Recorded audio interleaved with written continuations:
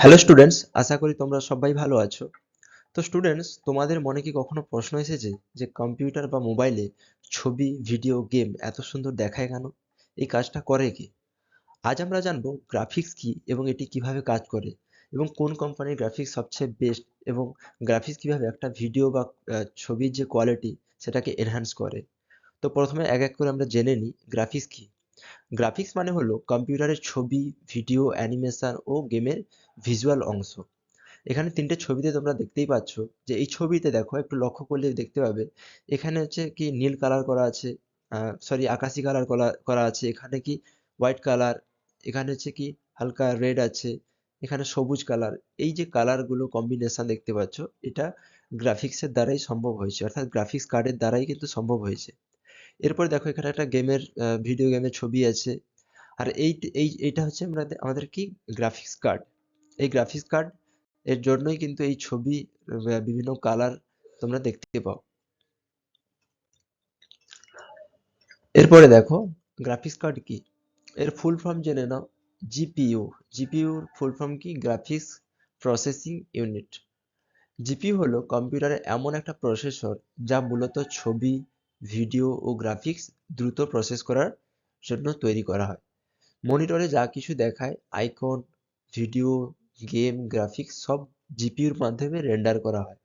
তোমরা কম্পিউটারে যে আইকনগুলো দেখতে পাও বা ভিডিও চালাও ইউটিউবে, গেম খেলো, এই সব কিছু সম্ভব হয় কি জিপিইউর মাধ্যমে। এরপরে দেখো জিপিইউর প্রধান কাজ, অর্থাৎ গ্রাফিক্স প্রসেসিং ইউনিটের কি কি কাজ আছে। গ্রাফিক্স রেন্ডার করা, ভিডিও স্মুথ প্লে করানো। তোমরা যে ইউটিউবে ভিডিও দেখো সে স্মুথ প্লে হয়, এর কারণ কি? গ্রাফিক্স আছে বলে।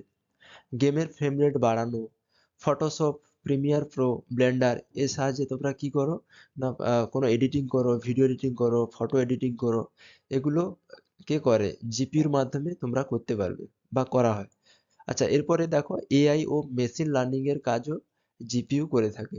এখানে যে ছবিটা দেখতে পাচ্ছ, একটা গাড়ির ছবি আছে, এখানে সবুজ কালার আছে, ব্ল্যাক কালার আছে, এগুলো সব জিপিইউর মাধ্যমে হয়ে থাকে। এরপরে দেখো জিপিইউর প্রকারভেদ। জিপিইউ সাধারণত দুই ধরনের হয়। একটা হচ্ছে ইন্টিগ্রেটেড জিপিইউ হয়, অর্থাৎ আগে থেকেই তৈরি থাকে, অর্থাৎ ইন্টেল যে প্রসেসর থাকে এর মধ্যে দুটো ব্লক থাকে। একটা হচ্ছে ব্লকে কি জিপিইউ থাকে। এ হচ্ছে গ্রাফিক্সকে, অর্থাৎ গ্রাফিক্স বা ছবি ভিডিও এডিটিং গুলোকে কন্ট্রোল করে, আর সিপিইউ কি করে, অর্থাৎ সিপিইউ হচ্ছে অন্যান্য কাজগুলো করে। একটা হচ্ছে ইন্টিগ্রেটেড জিপিইউ হয়, যেটা হচ্ছে কি আলাদা কার্ড লাগে না সাধারণত, আহ, সাধারণ ছোটখাটো কাজের জন্য, অর্থাৎ ব্রাউজিং করা, কোনো ভিডিও এডিটিং হালকা, সেগুলোর ক্ষেত্রে এই ইন্টিগ্রেটেড যে গ্রাফিক্স কার্ডটা আছে এটাতে সম্ভব। কিন্তু ডেডিকেটেড গ্রাফিক্স কার্ডে তোমরা হাই লেভেল যদি কোনো এডিটিং করতে চাও বা গেমিং করতে চাও, সেক্ষেত্রে ডেডিকেটেড গ্রাফিক্স কার্ড তোমাদের কিনতে হবে এবং সেটি কম্পিউটারে যে ক্যাবিনেট আছে সেখানে লাগিয়ে দিতে হবে। এটা সাধারণত মনে রাখবে, এটা সাধারণত হাই লেভেল কোনো গেমিং এডিটিং এর জন্য এই ডেডিকেটেড গ্রাফিক্সটা কিনতে হয়। আর এটা হালকা কাজের জন্য ইন্টেল ইন্টিগ্রেটেড গ্রাফিক্স পাওয়া যায়, সেটা কম্পিউটার বা ল্যাপটপের সঙ্গে আসে, সেটাতেই হয়ে যায়। এরপরে জিপির ভেতরে কি কি থাকে দেখো।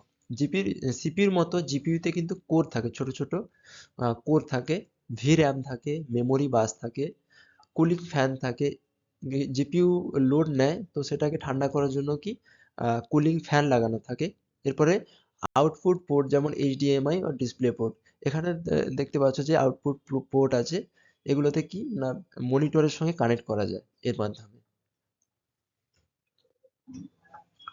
তো এরপরে দেখো জিপিইউর ব্যবহার, জিপিইউ কোথায় কোথায় ব্যবহার করা হয়।